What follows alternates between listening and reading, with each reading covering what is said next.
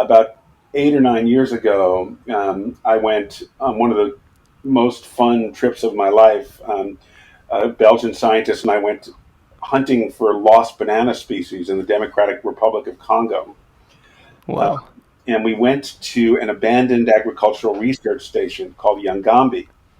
Yangambi was created in the 1920s by the Belgians, who were the colonial rulers of Congo then. And when Congo gained independence in 1960, the Belgians hightailed it out of there because people were pissed at them for good reasons for taking over their country and oppressing everybody. Um, and they were breeding bananas there, um, bananas that might possibly have a level of disease resistance that could be very useful in commercial crops. So we Mm. went looking for these bananas, and one of the bananas we found um, was a banana that was called Yangambi K4. So Yangambi is the name of the place. K4 just meant we found it, or it was found at the fourth kilometer along the only road through this, you know, 200 square mile former research station. Um, and we did some work on it, and what we discovered was that the K4 banana was actually a Thai banana. Now, how did the Thai banana get to Belgium? Get to this Belgian colony?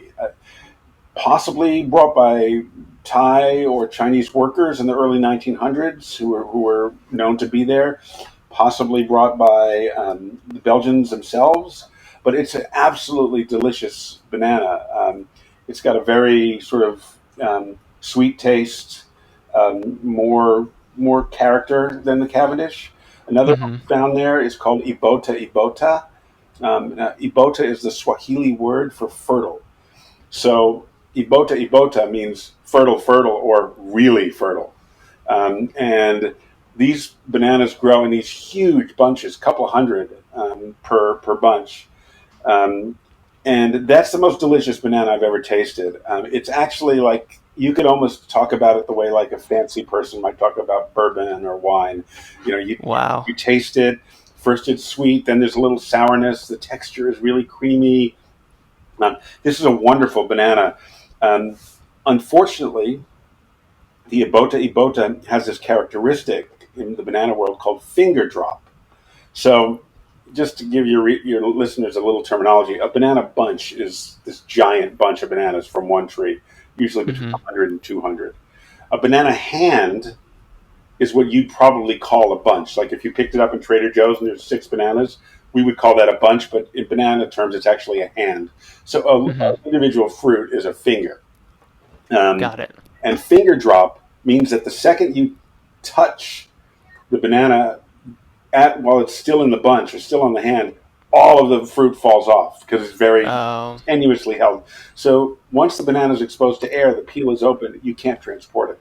So Ibota Ibota, this wonderful, delicious, amazing, plentiful in where it's found bananas, is one that is likely to never be grown or transported to the United States because there's just right now no way to do the engineering part of it. Cavendish, on the other hand, doesn't have finger drop, has tough skin, ripens slowly, fairly simple to put it on a boat and at a port in Guatemala and get it to arrive at the port of Long Beach intact. Hmm. Yeah. So crazy that that's just the reason we have it is just because it's kind of the most practical. It comes in the best shipping container naturally. Yeah, it's and if you read my book, you know that Cavendish was not the first banana to be imported to the United States. Yeah. Now, originally in the early 1900s or late 1870s, around during those 3 decades, a banana called the Gros Michel or Big Mike was introduced, and that became the commercial banana. Now, before that, bananas. Hey, thanks for watching this video.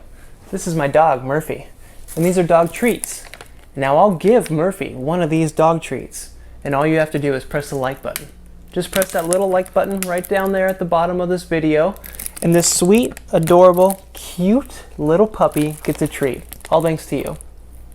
Alright, you did it? Okay, I believe you if you said you did it.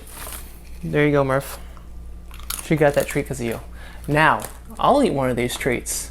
And all you have to do is click that subscribe button right there, pointing to it. Just click that subscribe button, subscribe to Curiosityness with me, Travis DeRose. Get lots of good video, and I'll eat this treat. All right, you did that too? That's not very good. Bro, not very good.